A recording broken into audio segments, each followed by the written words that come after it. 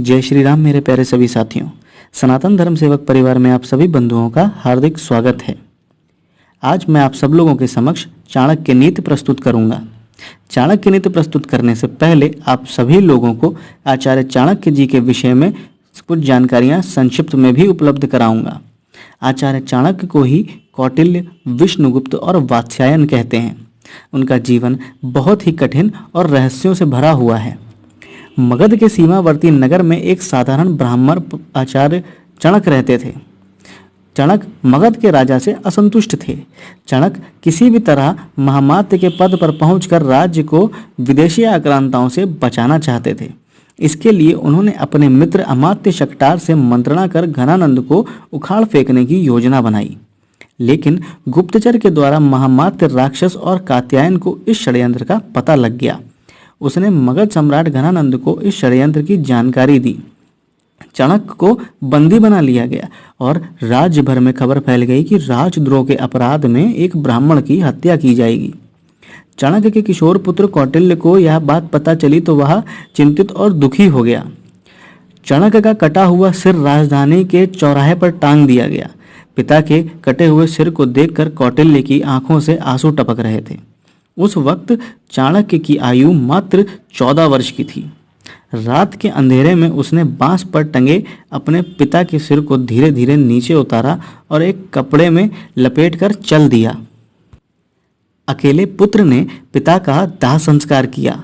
तब कौटिल्य ने गंगा का जल हाथ में लेकर शपथ ली, हे गंगे, जब तक हत्यारे घनानंद से अपने पिता की हत्या का प्रतिशोध नहीं लूंगा तब तक पकाई हुई कोई वस्तु नहीं खाऊंगा। जब तक महामात्य के रक्त से अपने बाल नहीं रंग लूंगा तब तक यह शिखा खुली ही रखूंगा। मेरे पिता का तर्पण तभी पूर्ण होगा जब तक कि हत्यारे घनानंद का रक्त पिता की राख पर नहीं चढ़ेगा। हे यमराज, घनानंद का नाम तुम अपने लेखे से काट दो। उसकी मृत्यु का लेख अब मैं ही लिखूंगा। इसके बाद कौटिल्य ने अपना नाम बदलकर विष्णुगुप्त रख लिया। एक विद्वान पंडित राधा मोहन ने विष्णुगुप्त को सहारा दिया। राधा मोहन ने विष्णुगुप्त की प्रतिभा को पहचाना और उन्हें तक्षशिला विश्वविद्यालय में दाखिला दिलवा दिया। यह विष्णुगुप्त अर्थात चाणक्य के जीवन की एक नई शुरुआत थी। तक्षशिला में चाणक्य ने न केवल छात्र, कुलपति और बड़े बड़े विद्वानों को अपनी ओर आकर्षित किया, बल्कि उसने पड़ोसी राज्य के राजा पोरस से भी अपना परिचय बढ़ा लिया।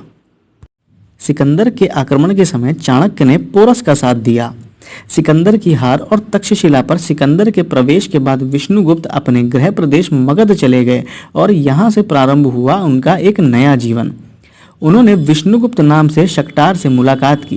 पिता का मित्र शक्टार, जो अब बेहद ही वृद्ध हो चला था। चाणक्य ने देखा कि मेरे राज्य की क्या हालत कर दी है घनानंद ने। उधर विदेशियों का आक्रमण बढ़ता जा रहा था और इधर ये दुष्ट राजा नृत्य, मदिरा और हिंसा में डूबा हुआ है। एक बार विष्णुगुप्त भरी सभा में पहुंच गए। चाणक्य ने उस दरबार में क्रोधवश ही अपना परिचय तक्षशिला के आचार्य के रूप में दिया और राज्य के प्रति अपनी चिंता व्यक्त की। उन्होंने यूनानी आक्रमण की बात भी बताई और शंका जाहिर की कि यूनानी हमारे राज्य पर भी आक्रमण करने वाला है। इस दौरान उन्होंने राजा घनानंद को खूब खरी खोटी सुनाई और कहा कि मेरे राज्य को बचा लो। लेकिन भरी सभा में आचार्य चाणक्य का अपमान हुआ, उपहास उड़ाया गया। बाद में चाणक्य फिर से शक्टार से मिलते हैं और तब शक्टार बताते हैं कि राज्य में कुछ असंतोषी पुरुष और समाज है। उनमें से एक है चंद्रगुप्त। चंद्रगुप्त मुरा का पुत्र है। किसी संदेह के कारण घनानंद ने मुरा को जंगल में रहने के लिए विवश कर दिया था। अगले दिन शक्टार और चाणक्य ज्योतिष का वेश धरकर उस जंगल में पहुंच गए जहां मुरा रहती थी और जिस जंगल में अत्यंत ही भोले भाले लेकिन लड़ाकू प्रवृत्ति के आदिवासी और वनवासी जाति के लोग रहते थे। वहां चाणक्य ने चंद्रगुप्त को राजा का एक खेल खेलते हुए देखा। तब चाणक्य ने चंद्रगुप्त को अपने जीवन का लक्ष्य बना लिया और फिर शुरू हुआ चाणक्य का एक और नया जीवन। कौटिल्य उर्फ विष्णुगुप्त अर्थात चणक पुत्र चाणक्य ने तब चंद्रगुप्त को शिक्षा और दीक्षा देने के साथ ही भील आदिवासी और वनवासियों को मिलाकर एक सेना तैयार की। और घनानंद के साम्राज्य को उखाड़ फेंककर चंद्रगुप्त को मगध का सम्राट बनाया। बाद में चंद्रगुप्त के साथ ही उसके पुत्र बिंदुसार और पौत्र सम्राट अशोक को भी चाणक्य ने महामंत्री पद पर रहकर मार्गदर्शन दिया। तो साथियों, अब शुरुआत करते हैं चाणक्य नीति के प्रथम अध्याय की। प्रणम्य शिरसा विष्णुम त्रैलोक्याधिपतिम प्रभुम नाना शास्त्रोद्धृतम वक्षये राजनीति समुच्चयम। मैं तीनों लोकों यानी कि स्वर्ग, पृथ्वी, पाताल के स्वामी सर्वशक्तिमान भगवान श्री विष्णु को सिर झुकाकर प्रणाम करता हूँ। प्रभु को प्रणाम करने के बाद मैं उनके शास्त्रों से एकत्रित किए गए अमूल्य राजनीतिक ज्ञान का वर्णन करूंगा। राजनीतिक और लोक कल्याण से संबंधित इस ग्रंथ की रचना करने से पहले आचार्य चाणक्य इस श्लोक में सर्वव्यापी श्री विष्णु जी को प्रणाम करते हैं। श्रेष्ठ मनुष्य, अधीत्येदं यथा शास्त्रम नरो जानाति सत्तमः धर्मोपदेश विख्यातम कार्यकार्यम शुभाशुभम। इस शास्त्र का विधिवत अध्ययन करके श्रेष्ठ मनुष्य यह बात अच्छी तरह जान जाएंगे कि वेद और धर्म शास्त्रों के अनुसार कौन सा कार्य करने के योग्य है और कौन सा अयोग्य, क्या पुण्य है और क्या पाप, तथा इसी तरह धर्म और अधर्म के भेद को भी समझ सकेंगे। लोक कल्याण, तदहं संप्रवक्ष्यामि लोकानां हितकाम्यया येन विज्ञातमात्रेण सर्वज्ञत्वं प्रपद्यते। अब मैं यानी चाणक्य मनुष्य लोक के कल्याण के लिए अर्थात लोगों की भलाई के लिए राजनीति के उस ज्ञान का वर्णन करूंगा जिसे जानकर सर्वज्ञ हो जाते हैं। चाणक्य जी कहते हैं कि इस ग्रंथ में वर्णित ज्ञान को प्राप्त करके कोई भी व्यक्ति प्रत्येक परिस्थिति में उचित निर्णय लेने के योग्य हो जाता है। मूर्ख को शिक्षा, मूर्ख शिष्यो उपदेशेन दुष्ट स्त्री भरेण च दुखितः संप्रयोगेण पंडितोप्यवसीदति। मूर्ख शिष्य को उपदेश देने से, दुष्चरित्र स्त्री का पालन पोषण करने से, दुखी व्यक्ति के साथ संबंध रखने से बुद्धिमान व्यक्ति को भी कष्ट उठाना पड़ता है। चाणक्य जी कहते हैं कि मूर्ख व्यक्ति को ज्ञान देने से कोई लाभ नहीं होगा। दुष्चरित्र स्त्री का पालन पोषण करना भी सज्जन व्यक्तियों के दुख का कारण बन सकता है। इसी प्रकार जिसका धन नष्ट हो चुका हो ऐसे व्यक्तियों से किसी प्रकार का संबंध रखना बुद्धिमान मनुष्य के लिए अहितकर हो सकता है। इसलिए बुद्धिमान मनुष्य को मूर्ख, दुष्चरित्र स्त्री एवं दुखी व्यक्ति तीनों से बच कर रहना चाहिए। मृत्यु के कारण, दुष्टा भार्या शठम मित्रम भृत्यश्चोदरदायकः ससर्पे च गृहे वासो मृत्युरेव न संशयः। दुष्ट स्वभाव की पत्नी, धूर्त मित्र, जवाब देने वाला मुंहफट नौकर और ऐसे घर में निवास जहां सांप के होने की संभावना हो, यह सब स्थितियां मृत्यु का कारण होती हैं। चाणक्य जी कहते हैं कि जिस घर में दुष्ट स्त्रियां होती हैं वहां गृह स्वामी की स्थिति मृतक के समान होती है। इसी प्रकार धूर्त स्वभाव वाला मित्र भी विश्वास के योग्य नहीं होता। जो नौकर पलटकर अपने मालिक के सामने जवाब देता है वह कभी भी हानि पहुंचा सकता है। इसी प्रकार जहां सांपों का वास हो सकता हो वहां रहना भी घातक हो सकता है।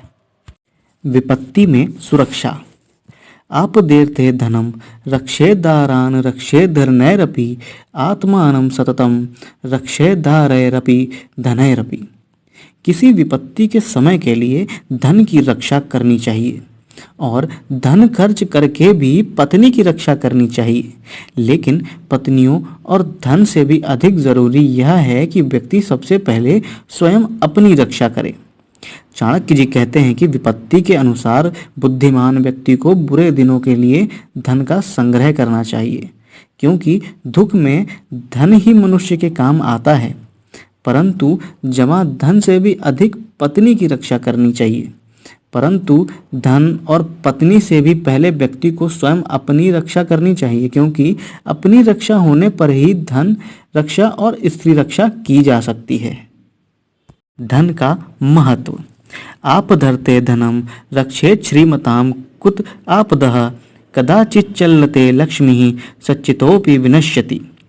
विपत्तियों से मुक्त होने के लिए धन की रक्षा जरूर की जानी चाहिए, क्योंकि जिनके पास धन होता है वे किसी भी विपत्ति का सामना आसानी से कर लेते हैं। हाँ, कदाचित दैव योग और चंचल होने से संचित लक्ष्मी यानी धन भी नष्ट हो जाता है। चाणक्य जी कहते हैं कि मनुष्य को विपत्ति के समय के लिए धन का संग्रह करना बहुत जरूरी है। लक्ष्मी का स्वभाव चंचल होता है, किसी भी समय वह मनुष्य को छोड़कर जा सकती है। ऐसी स्थिति में उसे अपने पुरुषार्थ पर भरोसा करना चाहिए। स्थान का त्याग। यस्मिन् देशे न सम्मानो न वृत्तिर्न च बान्धवः न च विद्यागमोप्यसति वसं तत्र न कारयेत्। जिस देश में आदर सम्मान न मिले, जहाँ आजीविका का कोई योग्य साधन ना हो, जहाँ कोई भाई बंधु भी ना रहता हो तथा जहाँ किसी प्रकार की विद्या प्राप्ति की संभावना भी ना हो, ऐसे स्थान को छोड़ देना चाहिए। अर्थात किसी देश या स्थान पर जाकर यदि कोई नई विद्या या नया गुण सीखने की संभावना ना हो, ऐसे देश या स्थान को तुरंत छोड़ देना चाहिए। धनिका श्रोत्रियो राजा नदी वैद्यस्तु पंचमः पंच यत्र न विद्यन्ते न तत्र दिवसं वसेत। जहाँ धनी व्यक्ति, वेद का ज्ञान रखने वाला ब्राह्मण, राजा, नदी और पांचवा वैद्य, ये पांच जहाँ विद्यमान ना हो, उस स्थान पर मनुष्य को कभी नहीं रहना चाहिए। चाणक्य जी कहते हैं कि धनी व्यक्तियों से व्यापार वृद्धि होती है। वेद को जानने वाला ब्राह्मण धर्म की रक्षा करता है। राजा शासन प्रशासन को नियंत्रित रखता है। नदी जीवन के लिए आवश्यक है और निरोग रहने के लिए वैद्य की आवश्यकता होती है। इसलिए जहाँ पर ये पांचों चीजें ना हो, उस स्थान को त्याग देना ही हितकर होता है। लोक यात्रा भयम लज्जा दाक्षिण्यम त्यागशीलता पंचयात्र न विद्यन्ते न कुर्या तत्र संस्थितम।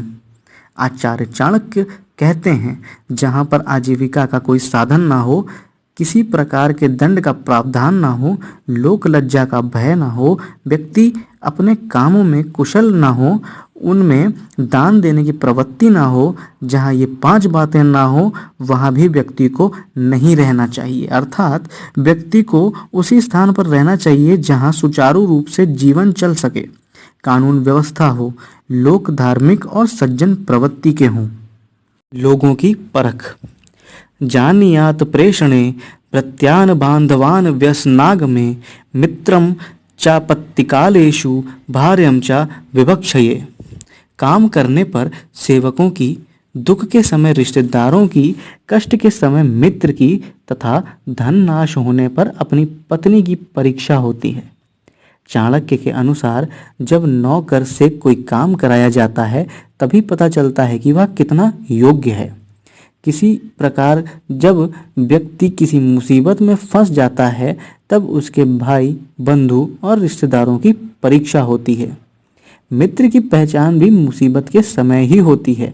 इसी तरह जब व्यक्ति निर्धन हो जाता है तब उसे अपनी पत्नी की वास्तविकता का पता चल जाता है। आतुरे व्यसने प्राप्ते दुर्भिक्षे शत्रु संकटे राजद्वारे शमशाने च यस्तिष्ठति स बांधवः। बीमार होने पर, दुख के समय, अकाल पड़ने पर, शत्रु से घिर जाने पर, राज दरबार में तथा किसी परिजन की मृत्यु के समय आदि में जो व्यक्ति साथ नहीं छोड़ता, वास्तव में वही सच्चा मित्र होता है। आचार्य जी कहते हैं कि व्यक्ति का सच्चा मित्र वही होता है जो दैहिक, दैविक या भौतिक किसी भी प्रकार की विपत्ति के समय उसका साथ नहीं छोड़ता। लालच। यो ध्रुवाणि परित्यज्य अध्रुवं परिसेवते ध्रुवाणि तस्य नश्यन्ति च ध्रुवं नष्टमेव हि। जिस चीज का मिलना पक्का निश्चित है उसको पहले प्राप्त करना चाहिए या वह काम पहले कर लेना चाहिए। ऐसा ना करके जो व्यक्ति उस चीज के पीछे दौड़ता है जिसका मिलना निश्चित नहीं है, उसे मिलने वाली चीज भी नहीं मिलती है। चाणक्य जी कहते हैं कि लालचवश व्यक्ति को अपने निश्चित लक्ष्य से नहीं भटकना चाहिए। अर्थात व्यक्ति को वही कार्य करना चाहिए जिसे पूरा करने में उसमें सामर्थ्य हो। विवाह। वर्येत कुलजाम प्रज्ञो विरूपामापि कन्यकाम रूपशीलाम न नीचस्य विवाह सदृशे कुले। बुद्धिमान व्यक्ति को श्रेष्ठ कुल में उत्पन्न हुई सौंदर्यहीन कन्या से भी विवाह कर लेना चाहिए, परंतु नीच कुल में जन्मी सुंदर कन्या से विवाह नहीं करना चाहिए। विवाह समान कुल में ही करना चाहिए। चाणक्य जी कहते हैं कि शादी विवाह समान स्तर व गुण वाले कुल में ही करनी चाहिए, यानी जीवन साथी का चयन केवल रूप देखकर नहीं, उसके कुल, गुण और चरित्र के आधार पर करना चाहिए। विश्वसनीयता। नदीनां शस्त्रपाणीनां नखीनां श्रृंगी गणा तथा विश्वासो नैव कर्तव्यः स्त्रीषु राजकुलेषु च। बड़े बड़े नाखूनों वाले प्राणियों का, विशाल नदियों का, बड़े बड़े सींग वाले पशुओं का, शस्त्रधारियों का, स्त्रियों का और राजा के परिवार से संबंधित व्यक्तियों का कभी विश्वास नहीं करना चाहिए। चाणक्य जी कहते हैं कि हिंसक प्राणी से हमेशा बचकर रहना चाहिए, क्योंकि वो स्वभाव से ही आक्रामक प्रवृत्ति के होते हैं। इसलिए उन पर विश्वास करने वाला व्यक्ति हमेशा धोखा खाता है। जिन नदियों के तट मजबूत ना हो, उन पर विश्वास नहीं किया जा सकता। न जाने वे कब और किस तरह बहना प्रारंभ कर देंगे। इसलिए यदि आप नदी में उतरें तो सावधान रहना चाहिए। इसी प्रकार बड़े सींग वाले सांड आदि पशुओं का भी भरोसा नहीं किया जा सकता, क्योंकि वह क्रोध में आकर आक्रमण कर सकता है। चंचल स्वभाव वाली स्त्रियों पर भी विश्वास नहीं करना चाहिए, क्योंकि यह पता नहीं लगाया जा सकता कि उनके मन में क्या है। राजा से संबंधित व्यक्तियों से भी सतर्क रहना चाहिए, क्योंकि ऐसे लोग सत्ता से जुड़े होने के कारण या सत्ता में आने के लालच में कूट चालों से ग्रस्त रहते हैं। इसलिए चाणक्य जी के अनुसार इन 6 संबंधों पर विश्वास नहीं करना चाहिए, क्योंकि इनके मन की प्रवृत्ति हर क्षण बदलती रहती है। सार ग्रहण। विषादप्यमृतां ग्राम्य ममेध्यादपि कांचनम नीचादप्यमुत्तमां विद्यां स्त्री रत्नम दुष्कुलादपि। विष में उपस्थित अमृत, अपवित्र और अशुद्ध स्थान से सोना, नीच से अच्छी विद्या और इसी प्रकार दुष्ट कुल में उत्पन्न अच्छे गुणों वाली स्त्री रूपी रत्न को ग्रहण कर लेना चाहिए। चाणक्य जी कहते हैं कि व्यक्ति को सदैव इस बात का प्रयत्न करना चाहिए कि जहाँ से भी उसे अच्छी वस्तु की प्राप्ति हो, अच्छे गुणों और कला को सीखने का अवसर प्राप्त हो, तो उसे गंवाना नहीं चाहिए। स्त्री पुरुष। स्त्रीणां द्विगुण आहारो लज्जा चापि चतुर्गुणा साहसं संगुणं चैव कामाश्चट गुणाः उच्यते। पुरुषों की तुलना में स्त्रियों का आहार दुगुना, लज्जा 4 गुनी, साहस 6 गुना और काम वासना 8 गुना अधिक होती है। चाणक्य जी का मानना है कि स्त्रियां पुरुषों की अपेक्षा अधिक भोजन करती हैं। उनमें पुरुषों की अपेक्षा लज्जा और चतुराई 4 गुना अधिक होती है। उनमें पुरुषों की अपेक्षा 6 गुना अधिक साहस होता है और काम वासना भी पुरुषों की अपेक्षा 8 गुना अधिक होती है। चाणक्य जी के ये निष्कर्ष उनके अध्ययन और अनुभव पर आधारित हैं। आज भी यह बात सभी मानते हैं कि स्त्रियों में लज्जा, चतुराई, साहस और काम भावना पुरुषों से बहुत अधिक होती है। तो मेरे प्रिय साथियों, यह था चाणक्य नीति का प्रथम अध्याय। बने रहिए सनातन धर्म सेवक परिवार के साथ। अगले सप्ताह द्वितीय अध्याय के साथ आप सब लोगों के समक्ष फिर से एक बार उपस्थित होऊंगा। तब तक के लिए जय श्री राम। चैनल को सब्सक्राइब करना, लाइक करना और शेयर करना बिल्कुल ना भूलें। धन्यवाद।